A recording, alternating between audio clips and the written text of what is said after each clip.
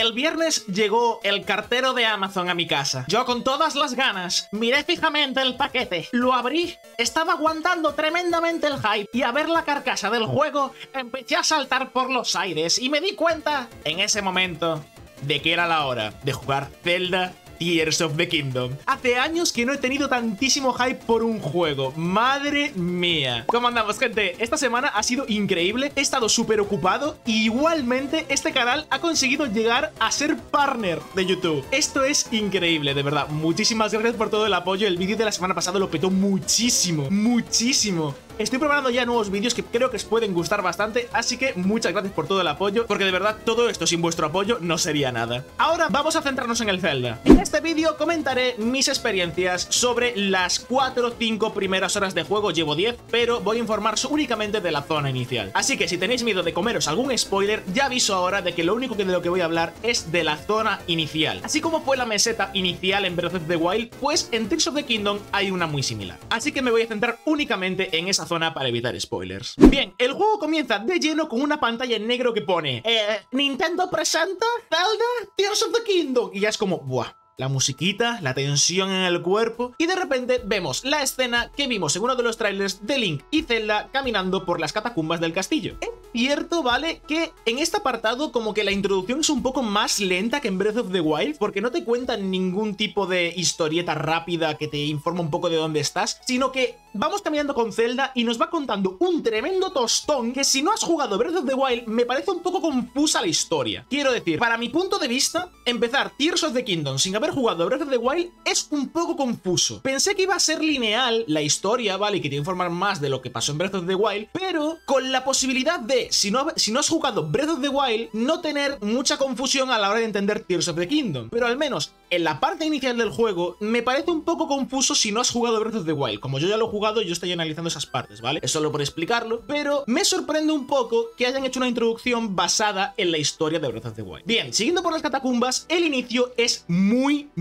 lento. Lento de narices. Hasta que no puedes iniciar la partida con Link, al igual que era en Breath of the Wild, tú solo, investigando un poco cómo funcionan las mecánicas, el inicio es con Zelda caminando por las catacumbas y me parece lentísimo. O sea, te cuentan un poco de historia, vale, está interesante, pero son como 5-10 minutos, sin exagerar, de ir caminando por un camino recto con Zelda contándote la historia de lo que fueron investigando entre el Breath of the Wild y este juego. Tras eso nos encontramos con la momia de los trailers y ocurren cosas, ¿vale? Acabamos perdiendo todos los corazones, perdemos todas las bendiciones de Breath of the Wild, la espada maestra se va un poco a parla y Zelda, debido a X motivo, se separa de Link. Tras eso aparecemos en una cueva muy similar a la de Breath of the Wild y nos encontramos la espada maestra toda destrozada. Y también vemos que nuestro brazo se ha convertido en una especie de brazo mágico, Zonan, etc. Vale, los Zonan. Los Zonan son la nueva raza que ya estaba introducida en Breath of the Wild, pero a modo de secretismo, y en este juego ya la han hecho pública. Los Zonan son una antigua civilización que han estado creando mecanismos y, al parecer, nuestro brazo pertenecía a uno de esos Zonan. Al salir de la cueva nos damos cuenta de que estamos en una isla flotante. Ahí vemos la parte del título del juego, un montón de islas, algunos dragones, que yo creo que va a haber un dragón por subzona. Ahora os lo explico eso. Y tras eso iniciamos en la parte inicial del juego, la primera isla. Esta isla está formada por un montón de subzonas en las cuales nos van introduciendo las nuevas mecánicas. Que por cierto, gente,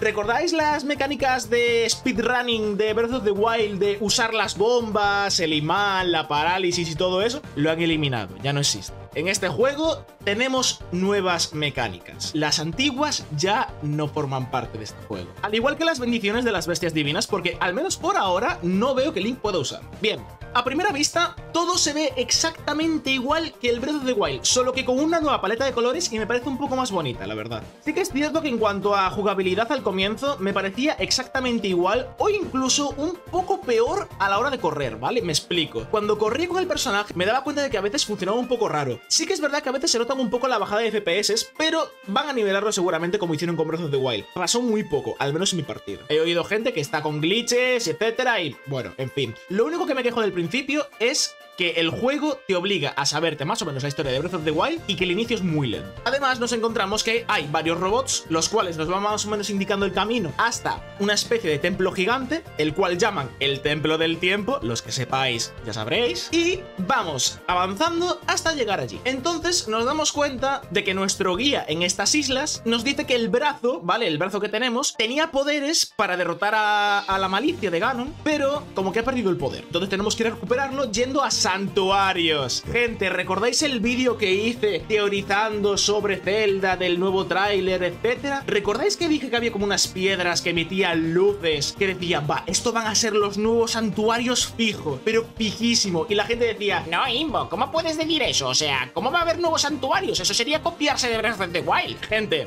literalmente estos son los nuevos santuarios. Un pedrusco con luces. Lo dije, gente, lo dije. Y no me hicisteis ni caso. Nadie me hizo caso, nadie hace caso. Al Tito invoca. Están mejor hechos a simple vista, bajo mi parecer, están mejor hechos que los de Breath of the Wild. Entonces, claro, lo que tuve que hacer fue ir a los diferentes santuarios y conseguir los diferentes poderes. Vale, los poderes. A pesar de que ya los enseñaron un poco en el tráiler, los he estado probando y me parecen suculentos. Me parecen muy buenos poderes. O sea, pensé que iba a ser un poco todo más metódico, pero realmente tiene muchísima creatividad detrás. Puedes fusionar cualquier cosa interactuable con cualquier cosa. Cualquier arma que tengas, puedes fusionarla con lo que te dé la gana, ya sea una piedra, ya sea un utensilio, ya sea comida, ya sean objetos del escenario, enemigos. A ver, enemigos no realmente, sino partes de enemigos. Por ejemplo, si un monstruo tiene piedras, ¿vale? Y cuando le golpeas muy fuerte, te separan las piedras. Al intentar recomponerse puedes quitarle varias piedras fusionándolas a las armas. Es una forma de derrotar a los enemigos. Está bastante divertido.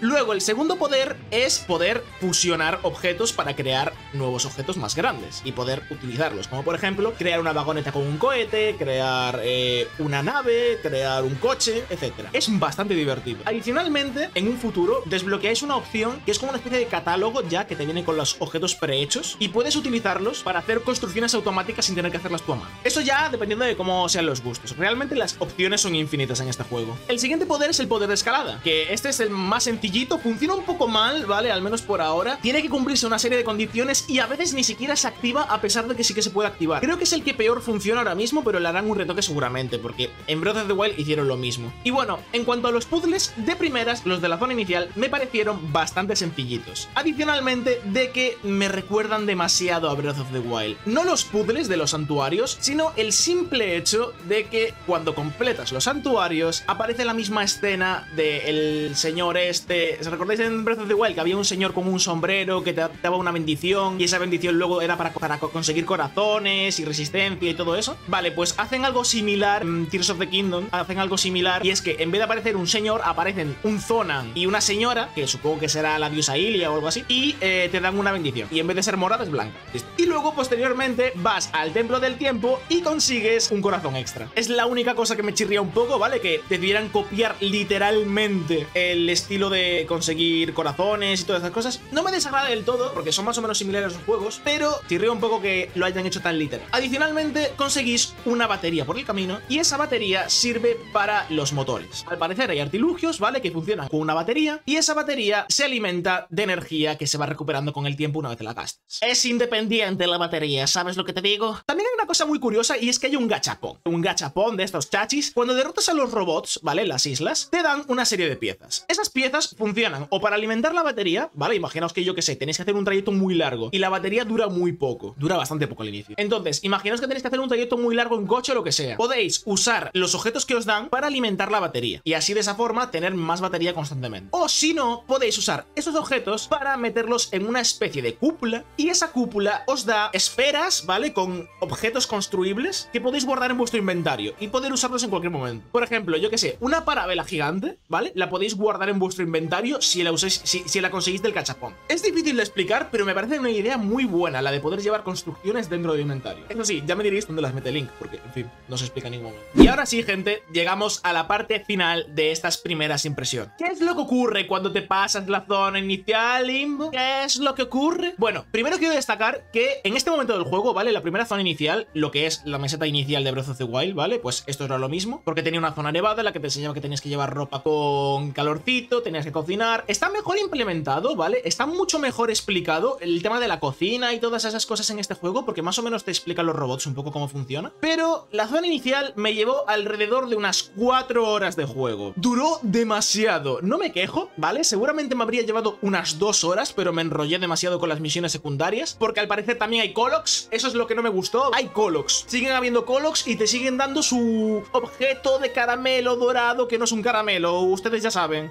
Es muy raro, es muy raro. O sea, ¿por qué hay Colox que dan esas cosas? Pensé que ya hemos pasado de eso. Por favor, Nintendo, no hagas eso otra vez. Después de esas 4 horas de juego, llegamos a una zona donde nos permiten bajar a Hyrule. Hyrule, como quieras llamarlo. Y allí nos dan una pequeña incitación de lo que va a ir el juego. El juego se va a hacer raro, ¿vale? Porque no tenemos que ir al castillo literalmente a ir a por Ganondorf, que aún no se ha presentado en este punto del juego, sino que tenemos que ir a buscar a Zelda. O sea, el objetivo del juego es buscar a Zelda. O sea, el castillo está flotando, el volcán está súper corrompido y el objetivo es buscar a Zelda. Supongo que será porque es la única persona que puede destrozar la corrupción, pero... tío... hay que ir a buscar a Zelda. No pasa nada, no hay ningún problema aquí. Vamos a buscar a Zelda. En cuanto al subsuelo, ¿vale? La zona de Hyrule es increíble. Los santuarios que había en Breath of the Wild no están, pero cobran significado, ¿vale? Tienen un motivo en este juego. Está muy guay. Y además, aparte de la zona que ya conocíamos de Breath of the Wild, que está más o menos cambiada, pero recuerda bastante, podemos ver que hay una nueva subzona aparte de las islas. Pero eso ya es otra historia, porque no quiero contar nada más a partir de aquí. Quiero que disfrutéis la historia, ya sea viendo gameplays o jugándolo por vuestra cuenta. Gente, esto es todo por aquí. El juego realmente merece muchísimo la pena. Actualmente le llevo como unas 15 horas de juego y todavía sigo jugando. ¿Y vosotros, gente, qué opináis de este nuevo Zelda? Dejad un like, comentario y darle a la campanota. Y también, si queréis, a partir de ahora podéis apoyar el canal de nuevas formas como los miembros del canal y los super thanks, como estas increíbles personitas que aparecen en pantalla. Muchas gracias por todo y adiós.